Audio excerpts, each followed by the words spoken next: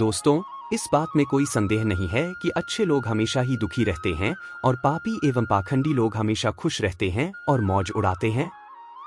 आपने देखा होगा कि पापी लोग बहुत सारे बुरे कर्म करने के बावजूद भी हमेशा खुश रहते हैं। उनके पास पैसे और धन दौलत की कभी कमी नहीं रहती है। इसके विपरीत जो अच्छे लोग होते हैं वह धर्म के मार्ग पर चलते हैं, पूजा पाठ करते हैं, फिर भी उनके पास धन दौलत की कमी रहती है और उनके जीवन में बहुत ही कष्ट होते हैं। इसके पीछे मुख्य दो कारण होते हैं। आज की इस खास वीडियो में सबसे पहले हम बात करेंगे अच्छे लोगों के बारे में कि अच्छे लोग दुखी क्यों रहते हैं। यह महत्वपूर्ण बातें हम आपको एक बहुत ही प्राचीन और अद्भुत कथा से समझाने का प्रयास करेंगे। आपसे निवेदन है कि इस कथा को अंत तक अवश्य सुनिएगा। इस छोटी सी कथा से आपको आपके जीवन में बहुत कुछ सीखने को मिलेगा। दोस्तों, एक बार की बात है, धरती लोक पर हरिपुर नाम का एक बहुत ही सुंदर नगर था। उस नगर में अपनी 3 बेटियों के साथ एक विधवा स्त्री रहती थी। जवानी के समय में ही उसके पति गुजर गए और 3 बेटियों का पालन पोषण करने की जिम्मेदारी उस विधवा अबला नारी पर आ गई थी। पति की मृत्यु के बाद किसी ने भी उसको सहारा नहीं दिया। ससुराल वालों ने भी उससे अपना पीछा छुड़ा लिया। अपनी बेटियों को लेकर वह विधवा कहाँ जाती। समाज की उल्टी सीधी बातें और ताने भी उसे सुनने पड़ते थे। बेटियों को अकेला छोड़कर वह कोई काम भी नहीं कर पा रही थी। वह विधवा औरत लोगों के घर में काम करके किसी तरह अपने 3 बेटियों का पालन पोषण कर रही थी। वह दिन रात अपनी 3 बच्चियों के पालन पोषण और अपनी गरीबी के बारे में सोचती रहती थी। फिर एक दिन वह अत्यधिक चिंता करने के कारण बीमार पड़ गई और उसका अंतिम समय निकट आ गया। मृत्यु के देवता यमराज जी के आदेश से एक दूत उस विधवा स्त्री के प्राण लेने के लिए उसके पास पहुंचा। जैसे ही यमदूत उस विधवा के घर में उसके प्राण लेने के लिए पहुंचा तो वहां का नजारा देखकर यमदूत बहुत ही हैरान हो गया और दुविधा में पड़ गया।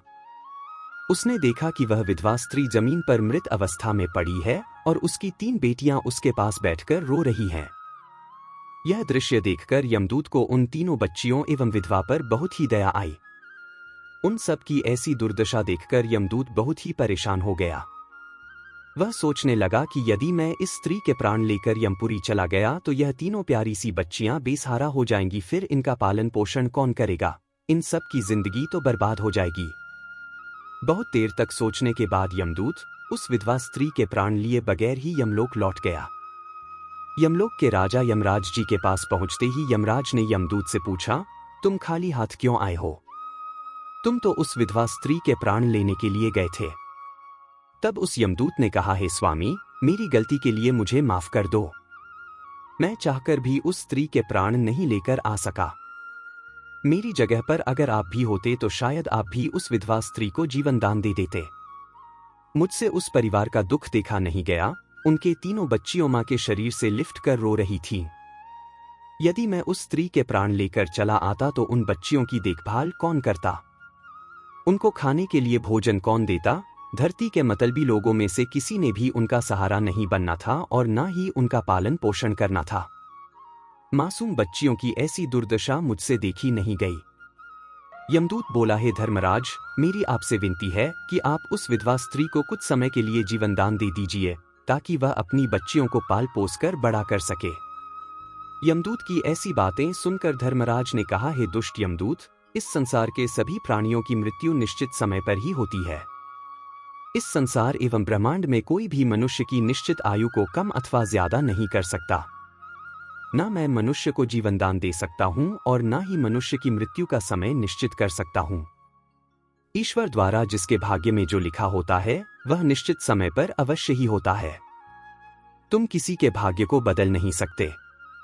तुमने आज सृष्टि के नियमों का उल्लंघन किया है। तुमने बहुत बड़ा अपराध किया है, इसीलिए तुम्हें इसकी क्षमा नहीं मिलेगी और इसका दंड भोगना पड़ेगा। जाओ, अब तुम धरती पर मनुष्य के रूप में जन्म लो और अपने द्वारा किए गए अपराध का दंड भोगो। यमदूत बहुत घबरा गया और यमराज जी से क्षमा मांगने लगा। तब यमराज कहते हैं, हे दूत, धरती पर जाकर जब तुम 3 बार अपनी मूर्खता पर खिलखिलाकर हंस लोगे तब तुम्हारा उद्धार हो जाएगा और तुम्हें इस श्राप से मुक्ति मिल जाएगी। फिर यमराज ने उस दूत को धरती पर धकेल दिया। अब वह यमदूत धरती लोक पर मनुष्य शरीर में आ चुका था। उसके शरीर पर वस्त्र और आभूषण नहीं थे। धरती पर जन्म लेने का एक नियम है कि जब कोई व्यक्ति जन्म लेता है तो उस समय वह नग्न होता है। इसीलिए वह निर्वस्त्र ही एक सड़क के किनारे ठंड में पड़ा था। कुछ लोगों ने उसे इस अवस्था में पड़े हुए देखा, परंतु किसी ने उसे सहारा नहीं दिया। फिर वहां से एक मोची गुजर रहा था। वह मोची बहुत ही पवित्र और धार्मिक स्वभाव का था। वह अपने बच्चों के लिए कपड़े एवं राशन का सामान लेने जा रहा था। रास्ते में ठंड में एक नग्न व्यक्ति को देखकर उसे दया आ गई। बाजार से जाकर बच्चों के लिए कपड़े आदि खरीदने के बजाय मोची ने सड़क के किनारे पड़े हुए उस व्यक्ति के लिए कंबल खरीद लिए। फिर वह मोची कपड़े और कंबल सड़क के किनारे पड़े हुए यमदूत के रूप में उस व्यक्ति को देने चला गया। वह यमदूत बोला, हे भाई, आपने मुझे कपड़े और कंबल देकर बहुत बड़ा उपकार किया है, पर मेरा ना कोई परिवार है, ना मेरे पास घर है और ना भोजन का कोई साधन है। मोची को उस व्यक्ति पर बहुत ही दया आई और मोची बोला, भाई तुम मेरे साथ चलो, मैं तुम्हें भोजन और काम दोनों दिलाता हूं। फिर वह मोची उस यमदूत को लेकर अपने घर पर पहुंच गया। जब वह घर पहुंचा तो मोची की पत्नी ने देखा कि वह बच्चों के लिए ना तो कपड़े लेकर आया है और ना ही राशन का सामान लेकर आया है, बल्कि रास्ते से किसी व्यक्ति को उठाकर अपने घर ले आया है। इस पर मोची की पत्नी उसके साथ लड़ाई झगड़ा करने लगती है और उसे बुरा भला बोलने लगती है। यह देखकर वह यमदूत बहुत जोर जोर से हंस पड़ा। यमदूत को हंसता हुआ देखकर वह मोची बोला, हम दोनों लड़ाई झगड़ा कर रहे हैं और तुम जोर जोर से हंस रहे हो। हमारे लड़ाई झगड़े में हंसने वाली क्या बात है? तब वह यमदूत बोला, भाई मेरी हंसी का रहस्य मैं आपको अभी नहीं बता सकता, समय आने पर मैं आपको बता दूंगा। फिर वह यमदूत उस मोची के घर पर रहने लगा और उसने मोची का सारा काम भी सीख लिया। वह मोची के कार्य में बहुत ही कुशल हो गया। वह बहुत ही सुंदर सुंदर जूते चप्पल बनाने लगा और इससे मोची की कमाई भी बढ़ गई और खूब सारे जूते चप्पल बिकने लगे। मोची के जूतों की तारीफ पूरे राज्य में होने लगी। यहां तक कि बड़े बड़े राजा महाराजा भी उस मोची के पास से जूते बनवाकर खरीदने लगे। जब से वह यमदूत उसके घर पर आया था तब से मोची की किस्मत ही चमक गई थी। वह बहुत ही धनवान हो गया था और उसकी कमाई भी बढ़ गई थी। उसके घर में धन दौलत की अब कोई कमी नहीं थी। फिर एक दिन अचानक राजा का एक सैनिक चमड़ा लेकर मोची के पास आया और बोला, देखो मोची भाई, हमारे महाराजा इसी चमड़े से बने जूते पहनना चाहते हैं। इसके ठीक से एक जोड़ी जूते तैयार कर दो। इस बात का विशेष ध्यान रखना कि यह चमड़ा बहुत ही कीमती है और यह चमड़ा बिल्कुल भी खराब नहीं होना चाहिए। इतना कहकर राजा का सैनिक मोची को वह चमड़ा देकर वहां से चला गया। इधर मोची ने भी यमदूत को समझा दिया कि देखो, यह महाराजा के जूते हैं, इसमें कोई गलती मत करना, चमड़ा बहुत कीमती है, ध्यान रहे कि जूते बिल्कुल भी खराब ना हो। राजा को जूते चाहिए, इसीलिए तुम इसके जूते ही बना देना। परंतु उस यमदूत ने जानबूझकर उस चमड़े की जूते ना बनाकर उसकी चप्पल बना दी। फिर जब उस मोची ने चप्पल देखी तो उसकी सांसें फूलने लगी। वह उस यमदूत को डांटने लगा, यहां तक कि डंडा लेकर उसे मारने के लिए दौड़ा और कहने लगा, अरे मूर्ख, यह तूने क्या कर दिया? तुझे बार बार समझाया था कि इसका जूता बनाना है, लेकिन तूने इसकी चप्पल बना दी। अब महाराजा हमें इसकी कठोर सजा देंगे, तू भी मरेगा और तेरे साथ मैं भी मारा जाऊंगा। वह हमारे पूरे परिवार को सूली पर चढ़ा देंगे। मोची को अत्यंत दुखी देखकर यमदूत एकदम से खिलखिलाकर हंसने लगा। उसे हंसता देख मोची बोला, अरे मूर्ख आदमी, सारा काम बिगाड़कर अब हंस रहा है। तब यमदूत बोला, वह देखो, जूते लेने के लिए राजा का सैनिक आ रहा है। सैनिक को देखकर मोची के हाथ पैर फूल गए कि अब यह जूते मांगेगा तो मैं इसे क्या जवाब दूंगा।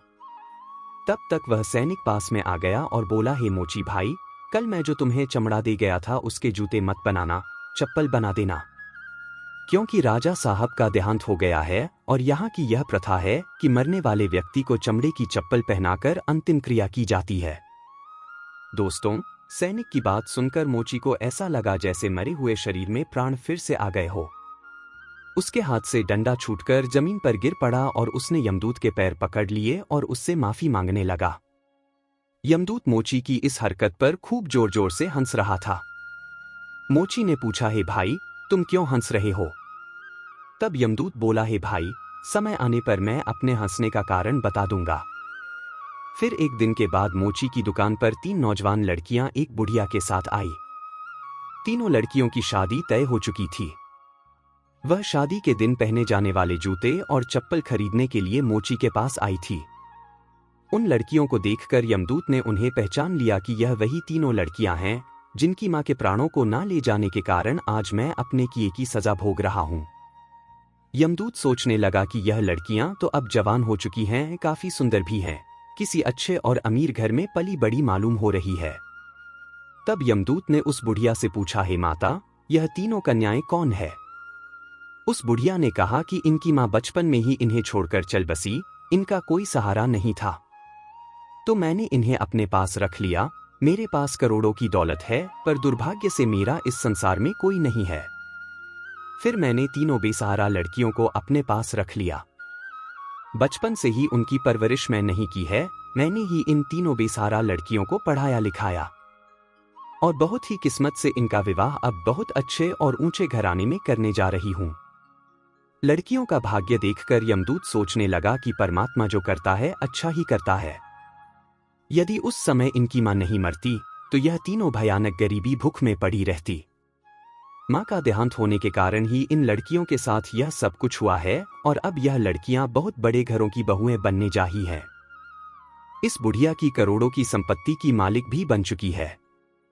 यह बात सोचकर पहले की अपनी मूर्खता को याद करके वह यमदूत जोर जोर से हंसने लगा। अब वह 3 बार हंस चुका था। यमदूत को हंसता देख मोची ने पूछा, हे भाई, अब तुम किस लिए हंस रहे हो? कृपया मुझे अपनी हंसी का रहस्य समझाओ। तब यमदूत बोला, हे भाई, मैं 3 बार हंस चुका हूं। अब मैं तुम्हें अपनी हंसी का कारण बताता हूं। हे मोची भाई, मैं एक यमदूत हूं। अभी अभी जो 3 लड़कियां अपनी शादी के लिए जूते चप्पल खरीदने आई थी, जब यह तीनों छोटी थी तो इनकी मां मर गई थी।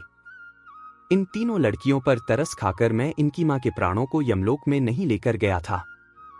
मेरी इस गलती के कारण यमराज जी ने मुझे श्राप देकर धरती पर भेज दिया। मैं निर्वस्त्र एक सड़क किनारे पड़ा था। तब तुमने मुझे अपने घर बुलाया।